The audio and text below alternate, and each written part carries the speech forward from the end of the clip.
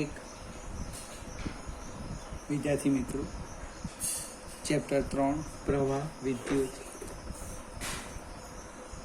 સ્વાધ્યાયનો 10મો example.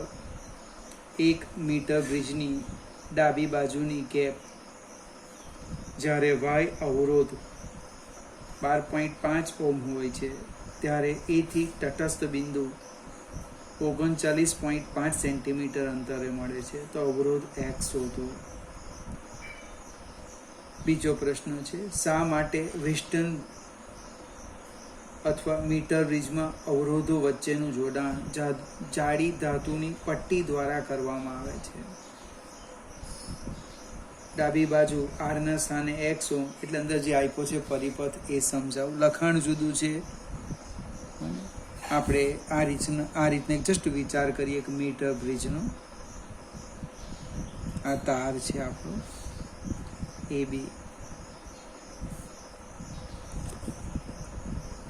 અંદર જે સમજૂતી આપી છે એને અનુરૂપ આપણે આકૃતિ દોરી દઈએ, જસ્ટ ખ્યાલ આવે એટલા માટે.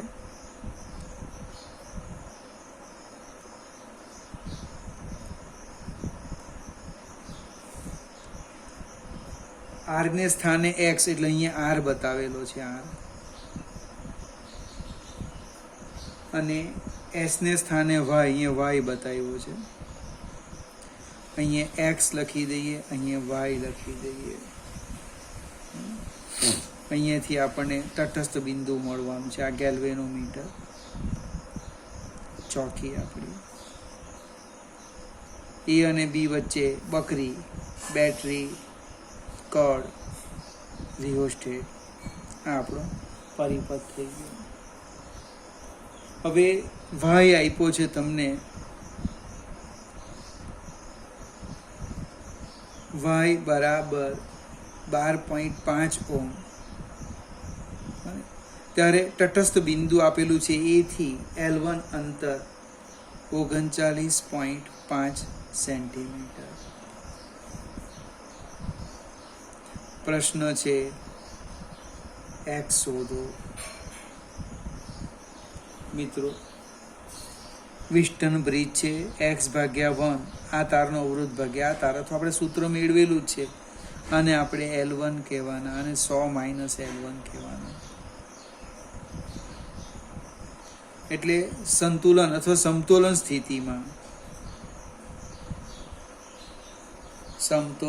સ્થિતિમાં આપણે આમ લખી દઈએ x/y L1 / 100 - L1.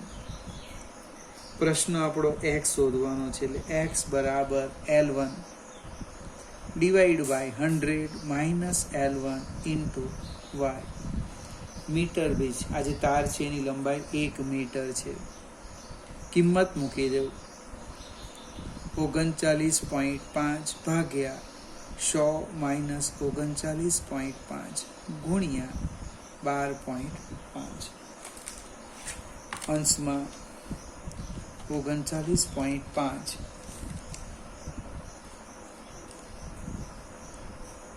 ગુણ્યા 12.5,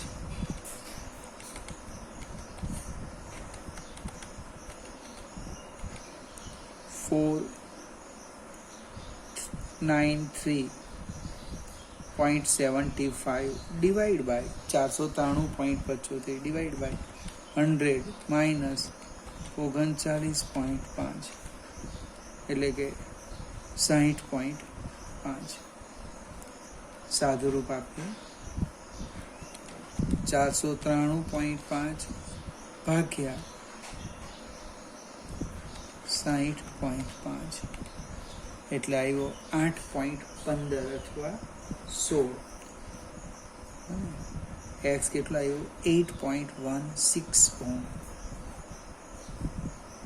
બીજો અંદર પ્રશ્ન કંઈક જોઈન્ટ કરેલો છે કે આજે અહીંયા પટ્ટી આવે, તમે જ્યારે મીટર બ્રિજ જોશો ને તો અહીંયા આખી સ્ટીલની પટ્ટી આવે, કનેક્શન કરેલો અવરોધનું. શા માટે? તો પાતળી તાંબાની કે સ્ટીલની પટ્ટીનો ઉપયોગ કરવાથી શું થાય? અવરોધ ઘટાડી શકાય. આપણે આદર્શ વિચારીએ કે આ જે ભાગ છે એનો અવરોધ 0 છે, માત્ર આ તારનો જ અવરોધ લઈએ. એટલા માટે કોપર કાં સ્ટીલની પટ્ટી જોડવામાં આવે. જો એક્સ અને વાયના સ્થાન અદલ-બદલ કરવામાં આવે તો તટસ્થ બિંદુ ક્યાં મળે? સ્થાન અદલ-બદલ એટલે સમજાવું, અહીંયા ફિગરમાં જોજો. હવે અહીંયા હું એક્સ લઈ લઉં અને અહીંયા વાય લઈ લઈએ તો તટસ્થ બિંદુ ક્યાં મળે? તો ફરીથી આપણે વાય બાય એક્સ લખી દઈએ. સ્થાન આપણો ઓલરેડી પ્રેક્ટિકલ છે. એક્સ અને વાય ના સ્થાન અદલ બદલ કરતા એટલે વાય બાય એક્સ બરાબર L1 dash divide by 100 minus L1 dash. કિંમત મૂકી દઈએ. વાય આપણને આપ્યો છે 12.5 છેદમાં એક્સ હોય તો 8.16 બરાબર L1 dash divide by 100 minus L1 dash. 12.5 ભાગ્યા 8.16 એટલે 1.53 અથવા તો 1.5 લખીએ બરાબર L1 dash divide by 100 minus L1 dash. એટલે કે L1 ડેશ બરાબર 1.5 100 માઇનસ L1 ડેશ. આને હું સામે લઈ ગયો, છેદ છે ને સામે જાય એટલે અંશમાં આવે. આ L1 ડેશને અહીંયા રવા દીધા, આપણે અહીંયા સામે લખી દઈએ. L1 ડેશ બરાબર 1.5 ગુણ્યા 100 ઓછા 1.5 L1 ડેશ. એટલે કે L1 ડેશ વત્તા 1.5 L1 ડેશ બરાબર 150. 2.5 L1 ડેશ બરાબર 150. એટલે કે L1 ડેશ 150 ભાગ્યા 2.5 150 ભાગ્યા 2.5 એટલે લગભગ જવાબ આવે 60 સેન્ટીમીટર. તટસ્થ બિંદુનું સ્થાન એથી ક્યાં આવ્યું? એટલે 60 સેન્ટીમીટર. 60.5 આવે છે. ક્ષતિ કોઈક જગ્યાએ આવી લાગે. અહીંયા 60.5 આવવું જોઈએ. કેમ?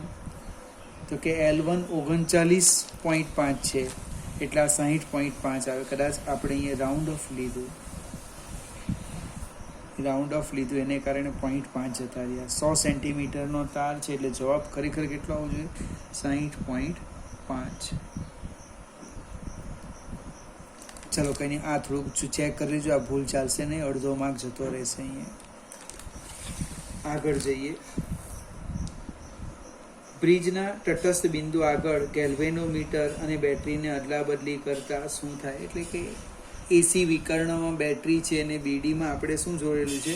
ગેલ્વેનોમીટર. એ તમે બદલી કાઢો, તટસ્થ બિંદુમાં કોઈ ફેરફાર થશે નહીં. આગળ જઈએ. 11મો એક્ઝામ્પલ.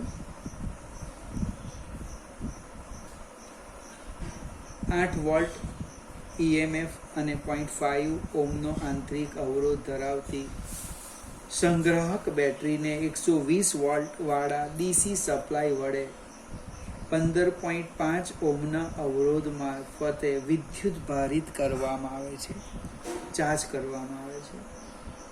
વિદ્યુત ભારણની પ્રક્રિયા દરમિયાન બેટરીનો ટર્મિનલ વોલ્ટેજ કેટલો હશે? વિદ્યુત ભારણ માટેના પરિપથમાં શ્રેણી અવરોધ રાખવાનો હેતુ શું છે?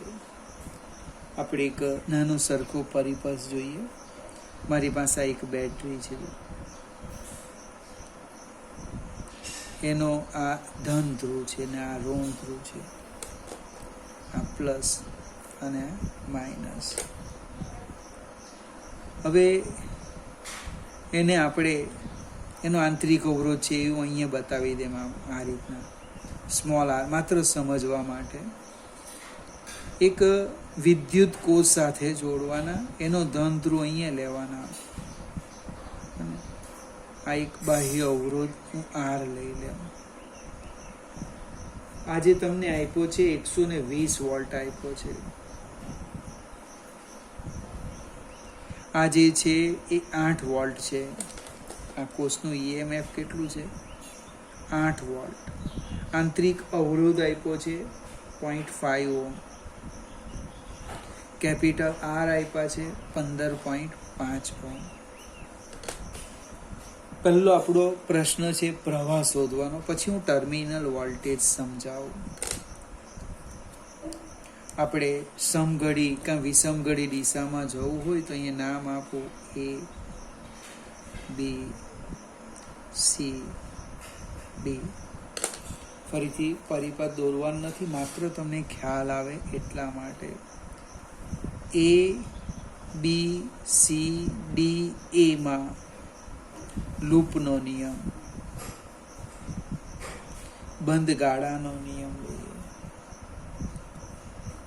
A થી B તમે ધનથી ઋણ જાઓ એટલે ઘટાડો થાય સ્થિતિમાનમાં -120. પ્રવાહની સામે જવાના, પ્રવાહ આમ જાય છે આમ, એટલે પ્લસ 15.5 I. અહીંયા પણ પ્રવાહની સામે પ્લસ 0.5 I. ઋણથી ધન વધારો થાય +8 = 0. 120 માંથી 8 જાય એટલે -112 પ્લસ 16 I = 0. 16 I બરાબર 112. એનો અર્થ I બરાબર 112 ડિવાઈડ બાય 16. 112 ડિવાઈડ બાય 16 એટલે 7 એમ્પિયર જવાબ આવે છે, જે માંગ્યો નથી. પ્રવાહ આવી ગયો. હવે ટર્મિનલ વોલ્ટેજ શોધવાના. ચાર્જિંગ પ્રક્રિયા દરમિયાન ટર્મિનલ વોલ્ટેજ સીધું જ લખવાનું, V બરાબર એપ્સિલોન માઇનસ I R. હવે જ્યારે કોષના ધન ધ્રુવમાંથી પ્રવાહ બહાર નીકળે તો માઇનસ લખવાનું, પણ અંદર દાખલ થતો હોય તો પ્લસ લખવાનું, એટલે આમ V બરાબર એપ્સિલોન પ્લસ I R. બીજી પણ એક રીત છે, તમને આની ખ્યાલ આવે તો અહીંયા રફ કામ કરું છું બાજુમાં, આપણે નોંધ કરીને. હું રસ્તો લેમ છું, જો રસ્તો D epsilon small r C. D થી C સુધી જામ. D પાસે વિદ્યુત સ્થિતિમાન VD છે, વધારે છે, પ્રવાહ આમ જાય એટલે ઊંચું છે, ધનથી ઋણ માઇનસ એપ્સિલોન, પ્રવાહની દિશામાં -IR. આનો જો બેઝિક સરવાળો કરું તો C પાસે મને વિદ્યુત સ્થિતિમાન મળે VC. D પાસે લીધું VD, કોષના ધનથી ઋણ ગયો, ઘટાડો થયો એપ્સિલોન, પ્રવાહની દિશામાં -IR. આનો મેં બેઝિક સરવાળો કરું તો VC મળે. તો terminal voltage VD minus VC is equal to epsilon plus IR. આ પણ ચાલે. અને કદાચ સમયને અનુરૂપ ભૂલી જવાય તો ધન ધ્રુવમાંથી જો બહાર નીકળે તો અહીંયા માઇનસ મૂકવાનું, અને ધન ધ્રુવમાં દાખલ થાય તો પ્લસ. આ પણ ચાલે. કિંમત મૂકી દઈએ. જો આમાં એપ્સિલોન લગભગ આપણને આપ્યા છે 8 વોટ વત્તા 7 × 0.5 8 વત્તા 7 પચામ 35 એટલે 8 ને 3 11.5 વોલ્ટ. હવે આ ઓલરેડી જૂના કોર્સમાં થિયરી હતી, આપણે નીકળી ગઈ એટલે થોડી તકલીફ પડે, પ્રશ્નો પૂછી કાઢે તો. પણ આ તમારે યાદ રાખવાનું, ટર્મિનલ વોલ્ટેજ, પ્રવાહ બહાર નીકળે માઇનસ, દાખલ થાય પ્લસ. આગળ જઈએ. 12મો એક્ઝામ્પલ. એક પોટેન્શિયોમીટરની રચનામાં 1.25 વોલ્ટની એક બેટરીના તારના 35 સેન્ટીમીટર અંતરે તટસ્થ બિંદુ આપે છે. હવે આ કોષને બદલીને બીજો કોષ લગાવતા તટસ્થ બિંદુ આટલું મળે છે, તો બીજા કોષનું EMF શોધો. 1 માર્કનું માત્ર ઓબ્જેક્ટિવ છે. જો એપ્સિલોન 1 12.5 વોલ્ટ હોય તો તમને આપેલા છે L1 35 centimetre.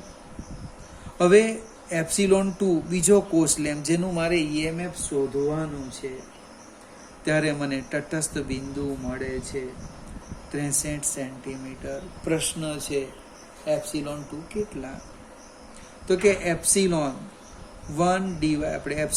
2 divide by epsilon 1 equal to L2 by L1. એટલે કે એપ્સિલોન 2, આ પોટેન્શિયોમીટરની થિયરી જોવી પડશે, અને કોષનું EMF ચલે છે લંબાઈ, L2 by L1 into epsilon 1. એટલે કે એપ્સિલોન 2 બરાબર L2 63 ભાગ્યા 35 ગુણ્યા 12.5. સાદુરૂપ આપીએ આપણે, 63 ગુણ્યા 12.5 ભાગ્યા 35, 22.5 વોલ્ટ. ફરીથી આપણી પાસે યાદ રાખવાનું, પોટેન્શિયોમીટર બે જ સૂત્ર છે. એક આ એપ્સિલોન ચલે છે L, અને બીજું એક આંતરિક અવરોધ છે આવું L1 બાય L2 -1. આના ઉપર આધારિત કંઈક ઓબ્જેક્ટિવ પૂછી શકાય. સ્વાધ્યાયનો લગભગ લાસ્ટ એક્ઝામ્પલ.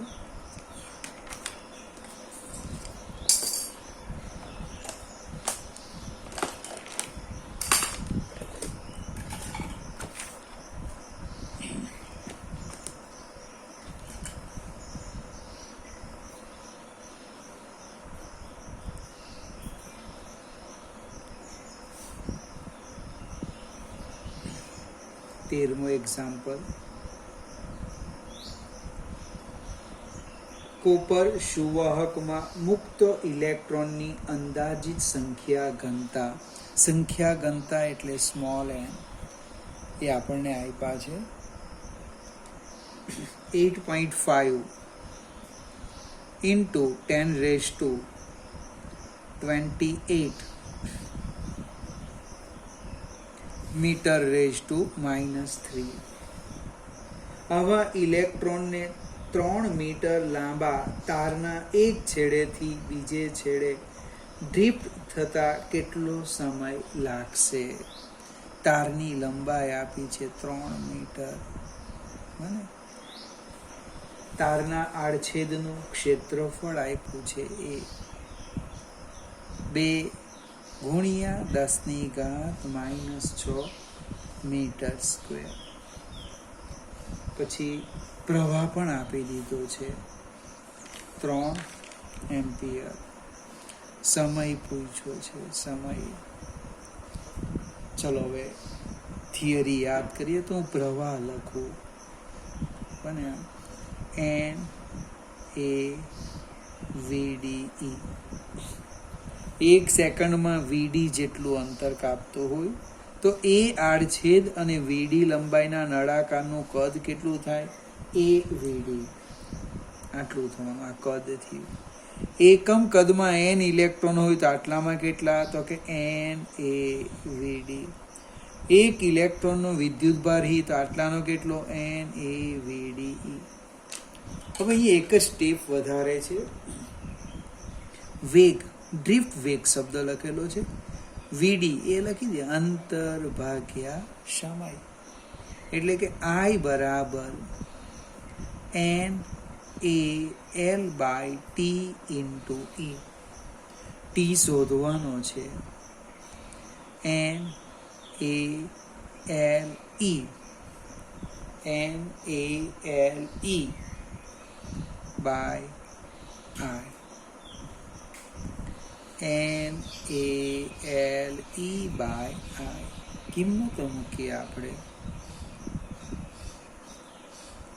સંખ્યા ઘનતા n 8.5 ગુણ્યા 10⁻28 ગુણ્યા a 2 ગુણ્યા 10⁻−6 l 3 e 1.6 into 10⁻−19 divide by 3. હવે સાદું રૂપ આપે તો લગભગ આ 3 નીકળી જાય છે, એટલે 8.5 ગુણ્યા 2 ગુણ્યા 1.6 એટલે 27.2 આવવાના ગુણ્યા 10⁻28 ઓછા 6 ઓછા 19. ગુણાકાર છે, આધાર સરખા છે. 10 10 10 ઘાતાંકનો સરવાળો વત્તા ઓછા ઓછા વત્તા ઓછા ઓછા 19 ને 6 25 એટલે કેટલો આવવાનો? 27.2 ગુણ્યા 10⁻3 27.2 ગુણ્યા 10⁻3 સેકન્ડ. હજુ કોઈક આગળ વધવું હોય તો સેકન્ડને મિનિટમાં ફેરવે, એની આગળ વધવું હોય તો મિનિટને કલાકમાં ફેરવે. 60 વડે ભાગો તો મિનિટ મળશે, પછી ફરીથી 60 વડે ભાગો તો કેટલા મળશે? કલાક મળશે. એટલે વધારેનું વર્ક. t બરાબર 27.2 ગુણ્યા 10⁻3 ભાગ્યા 60 એટલે એકમ લખો મિનિટ. હજુ આગળ જઈએ, જવાબ તમારા પર છોડી દેતો છું. ફરીથી 60 વડે ભાગો એટલે જવાબ આવશે કલાકમાં. મને આપણો દાખલો તો અહીં જ પૂરું થયું, આગળ વધવાનું નહીં. ભૂલ કરે તો માર્ક્સ કપાઈ જાય. વિદ્યાર્થી મિત્રો, આ સાથે લગભગ આપણું ત્રીજા ચેપ્ટરના એક્ઝામ્પલ પૂરા થયા. સંભાવના છે કદાચ વધારે એના ગણવાના ન હોય. જો ગણવાના હશે તો આપણે ગણીશું. એક દિવસ બાદ આપણે ચોથા ચેપ્ટરની શરૂઆત કરીશું.